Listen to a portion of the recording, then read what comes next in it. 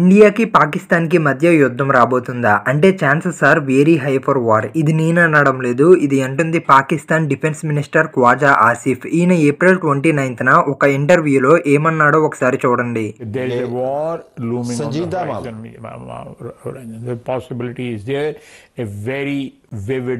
possibility that we can have war in next day 2 or 3 or 4.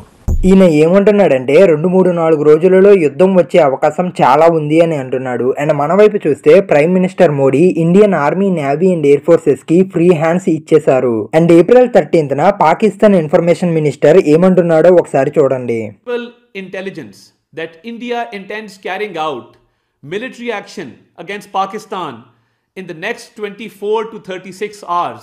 ఈయన ఏమంటున్నాడంటే పాకిస్తాన్ కు against గా ఇండియా 24 గంటల నుండి 36 గంటలలో మిలిటరీ యాక్షన్ తీసుకోబోతుంది అని చెప్తున్నాడు. అండ్ మే 7న పాకిస్తాన్ లో 4 టెర్రర్ బేసెస్ పై అండ్ పాకిస్తాన్ ఆక్యుపైడ్ కశ్మీర్ లో 5 టెర్రర్ బేసెస్ పై ఓవరాల్ గా మొత్తం 9 టెర్రర్ ఇన్ఫ్రాస్ట్రక్చర్స్ పై ఇండియన్ డిఫెన్స్ ఫోర్సెస్ అటాక్స్ చేశాయి. అయితే ఈ వీడియోలో పహల్గామ్ ఇన్సిడెంట్ వల్ల ఎందుకు 2 దేశాల మధ్య యుద్ధ వాతావరణం నెలకొందో అండ్ ఒకవేళ యుద్ధమే వస్తే ఏం జరుగుతుందో అన్న దాని గురించి ఈ వీడియోలో డీటెయిల్ గా తెలుసుకుందాం. పహల్గామ్ ఇన్సిడెంట్ తర్వాత సిచ్యువేషన్స్ ఇంతలా ఉండడానికి చాలా రీజన్స్ ఉన్నాయి. అయితే అందులో main reason cross border terrorism ని కంప్లీట్ గా నిర్మూలించడానికి గవర్నమెంట్ ఆఫ్ ఇండియా తీసుకుంటున్న యాక్షన్స్. పాకిస్తాన్ ఎప్పటి నుంచో టెర్రరిజం ని ప్రాక్టీస్ చేస్తుంది అండ్ ఇది అందరికీ తెలిసిందే. అయితే ఇదే విషయాన్ని పాకిస్తాన్ డిఫెన్స్ మినిస్టర్ ఒక ఇంటర్వ్యూలో ఓపెన్ గా చెప్పాడు. ఒకసారి ఈ క్లిప్ చూడండి, ఆయన ఏమన్నాడు. That Pakistan has had a long history of backing and supporting and training and funding these terrorist organizations. Well, we have been doing this dirty work for the United States for about 3 decades, Pakistan లో కొన్ని ఉగ్రవాద సంస్థలు like Hezbollah, ముజాహిద్దీన్, లష్కర్ ఈ తాయిబా, జయిష్ ఈ మహమ్మద్ వంటి ఉగ్రవాద సంస్థలకు పాకిస్తాన్ ఎప్పటి నుంచో ఫండింగ్ చేస్తూ ఇండియాలో పీస్ లేకుండా చేస్తుంది.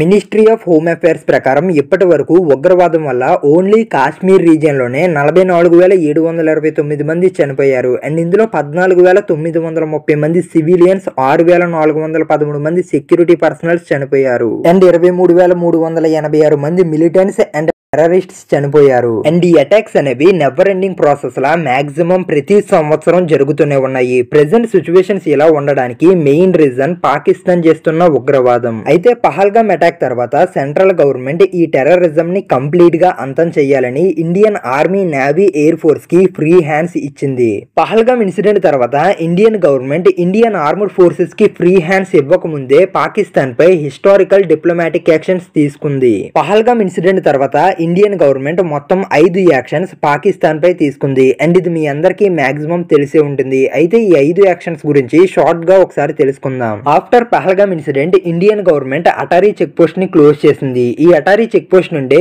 ఇండియా, పాకిస్తాన్ మధ్య ట్రేడ్ జరుగుతూ ఉండేది. ఇప్పుడు ఇండియా ఈ చెక్ పోస్ట్ ని క్లోజ్ చేసింది. అండ్ సార్క్ వీసా ఎగ్జామ్షన్ ని పాకిస్తాన్ కు రద్దు చేసింది. ఈ సార్క్ వీసాని యూజ్ చేసుకుని వితౌట్ వీసాతో పాకిస్తాన్ కి సంబంధించిన డిగ్నిటరీస్, అఫీషియల్స్ ఇండియాకి ట్రావెల్ చేసేవారు. అండ్ ఇప్పుడు ఆ ఫెసిలిటీస్ ని ఇండియన్ గవర్నమెంట్ రద్దు చేసింది. ఢిల్లీలో ఉన్న పాకిస్తాన్ హై కమిషన్ కు సంబంధించిన defence, military, naval, air advisers India విడిచిపెట్టి వారంలో వెళ్ళిపోవాలని ఆర్డర్స్ ను ఇష్యూ చేసింది. పాకిస్తాన్ లో ఉన్న ఇండియన్ హై కమిషన్ ని ఇండియన్ గవర్నమెంట్ విత్డ్రా చేసుకుంది. అయితే వీటన్నిటికంటే ఇండియన్ గవర్నమెంట్ తీసుకున్న అతిపెద్ద యాక్షన్ ఇండస్ వాటర్ ట్రీటీని సస్పెండ్ చేయడం. ఈ ఇండస్ వాటర్ ట్రీటీ 1960లో ఇండియాకి, పాకిస్తాన్ కి మధ్య జరిగింది. ఈ ట్రీటీ ప్రకారం ఇండియాకి రావి, బియర్, సట్లెజ్ నదులపై అధికారం వచ్చింది. అండ్ పాకిస్తాన్ కు ఇండస్, జీలం, చనాబ్ నదుల అధికారం ఇవ్వడం జరిగింది. ఈ ట్రీటీ ప్రకారం ఇండియాకి 20% వాటర్ షేర్ అండ్ పాకిస్తాన్ కి 80% వాటర్ షేర్ దక్కింది. అయితే ఇప్పుడు ఈ ట్రీటీని ఇండియన్ గవర్నమెంట్ సస్పెండ్ చేసింది. దీని తర్వాత Pakistan Indus water treaty suspension కు రివెంజ్ గా సిమ్లా అగ్రిమెంట్ ని సస్పెండ్ చేసింది. అండ్ ఇండియాపై పాకిస్తాన్ ఎయిర్ స్పేస్ బ్యాన్ విధించింది. అయితే ఒకవేళ ఇండియా, పాకిస్తాన్ మధ్య యుద్ధం మొదలైతే ఇండియా ఎకానమీ గ్రోత్ తగ్గే ఛాన్స్ ఉంటుంది. ఒకవేళ యుద్ధం జరిగితే ఇండియాకి ఒక గోల్డెన్ ఆపర్చునిటీ ఉంది.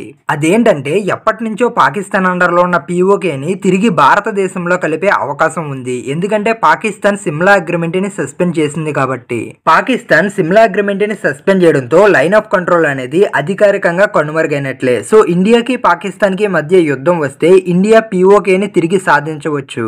అయితే POK ని తిరిగి ఇండియాలో కలపడం అనేది కొన్ని సమస్యలతో కూడుకున్న పని. ఇండియా ఒకవేళ POK ని తిరిగి ఇండియా ఇండియాలో కలపాలనుకుంటే ఇండియాకి 2 ఫ్రంట్ వార్ చేసే సిచ్యువేషన్ రావచ్చు. పీఓకేని ఇండియాలో కలపాలనుకుంటే ఇండియా పాకిస్తాన్ అండ్ చైనాతో యుద్ధం చేయాల్సిన సిచ్యువేషన్ వచ్చే ఛాన్స్ ఉంది. ఎందుకు పీఓకేని ఆక్యుపై చేయాలనుకుంటే చైనాతో యుద్ధం వచ్చే ఛాన్స్ ఉంది అంటున్నానంటే చైనా పాకిస్తాన్ మధ్య ఉన్న relations and China Pakistan economic corridor వల్ల. అండ్ మనందరికి చైనా పాకిస్తాన్ మధ్య ఉన్న రిలేషన్ గురించి, వీళ్ళిద్దరి మధ్య ఉన్న బాండింగ్ గురించి తెలుసు. అయితే ప్రెసెంట్ చైనా సిచ్యువేషన్ అంత బాలేదు because of trade war between US and China. But అయినా ఇండియా పీఓకేని ఆక్యుపై చేసుకోకుండా చైనా అడ్డుకునే ఛాన్స్ ఉంది. ఎందుకంటే చైనా డ్రీమ్ ప్రాజెక్ట్ అయిన బెల్ట్ అండ్ రోడ్ ఇనిషియేటివ్ వల్ల.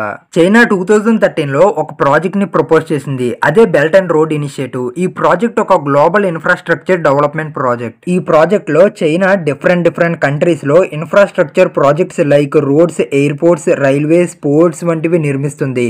అండ్ వీటి ద్వారా చైనా ఇంపోర్ట్స్ అండ్ ఎక్స్పోర్ట్స్ ను ఈజీగా ఆ దేశాలతో చేస్తుంది. అయితే ఈ బెల్ట్ అండ్ రోడ్ ఇనిషియేటివ్ లో ఉన్న కారిడార్స్ లో one of the important and biggest corridor China Pakistan economic corridor. ఈ ప్రాజెక్ట్ చైనాలోని జింగ్జియాంగ్ అటానమస్ రీజియన్ నుండి పాకిస్తాన్ లోని గ్వాదర్ పోర్ట్ వరకు ఉంటుంది. ఈ ప్రాజెక్ట్ మొత్తం బడ్జెట్ $65 బిలియన్ గా 2022లో ఎస్టిమేట్ చేశారు. ఈ సీపెక్ రూట్ కంప్లీట్ అయితే చైనాకు Arabian sea and Indian ocean తో డైరెక్ట్ రూట్ ఏర్పడుతుంది. అండ్ క్రూడ్ ఆయిల్ ఇంపోర్ట్స్ కోసం స్ట్రైట్ ఆఫ్ మలక్కాపై డిపెండెన్స్ తగ్గుతుంది. ప్రెసెంట్ చైనాకి కావాల్సిన 80% ఆఫ్ క్రూడ్ ఆయిల్ ని మిడిల్ ఈస్ట్ కంట్రీస్ నుండి చైనా ఈ స్ట్రైట్ ఆఫ్ మలక్కా నుండి ఇంపోర్ట్ చేసుకుంటుంది. ఈ రూట్ నుండి చైనా ఆయిల్ ని ఇంపోర్ట్ చేసుకోవాలంటే షిప్స్ మొత్తం 12,000 కిలోమీటర్లు ట్రావెల్ చేయాల్సి వస్తుంది.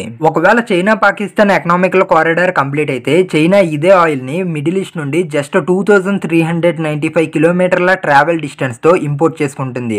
ఈ ప్రాజెక్ట్ కంప్లీట్ అయితే చైనా ఎవ్రీ ఇయర్ $2 బిలియన్ ను సేవ్ చేస్తుంది. అయితే ఈ China Pakistan economic corridor Pakistan illegal గా ఆక్యుపై చేసిన కాశ్మీర్ లోని గిల్గిత్ బల్తిస్తాన్ పై నుండి వెళ్తుంది. అండ్ ఇండియా ఈ ప్రాజెక్ట్ ని స్టార్టింగ్ నుండి అపోజ్ చేస్తూ వస్తుంది. ఒకవేళ ఇండియా పీఓకేని తిరిగి ఇండియాలో కలిపితే ఈ సీపెక్ ప్రాజెక్ట్ ఆగిపోయే ఛాన్స్ ఉంది. అండ్ మనకు ఇండియా చైనా మధ్య ఉన్న బార్డర్ కాన్ఫ్లిక్ట్స్ గురించి తెలుసు, లైక్ అక్సై చిన్, అరుణాచల్ ప్రదేశ్ గురించి. సో చైనా కూడా ఇండియాతో డైరెక్ట్ వార్ చేసే ఛాన్స్ ఉంది. అయితే ఈ చైనా విషయం పక్కన పెడితే present India full scale war కి రెడీ అవుతున్నట్లుగా కనబడుతుంది. రీసెంట్ గా union home ministry state police forces కి అండ్ అథారిటీస్ కి 244 డిస్ట్రిక్ట్స్ లో సివిల్ డిఫెన్స్ మాక్ డ్రిల్స్ కోసం ప్రిపరేషన్స్ మొదలు పెట్టమని ఆర్డర్స్ జారీ చేసింది. అండ్ ఇండియా రష్యా నుండి చాలా క్విక్ గా shoulder fired short range distance air defence system ని ప్రొక్యూర్ చేసుకుంది. ఈ వీడియోకి ఇంతే ఫ్రెండ్స్, మళ్ళీ నెక్స్ట్ వీడియోతో కలుద్దాం. ఈ వీడియో మీకు నచ్చినట్లయితే ప్లీజ్ లైక్ అండ్ సబ్స్క్రైబ్ చేసుకోండి.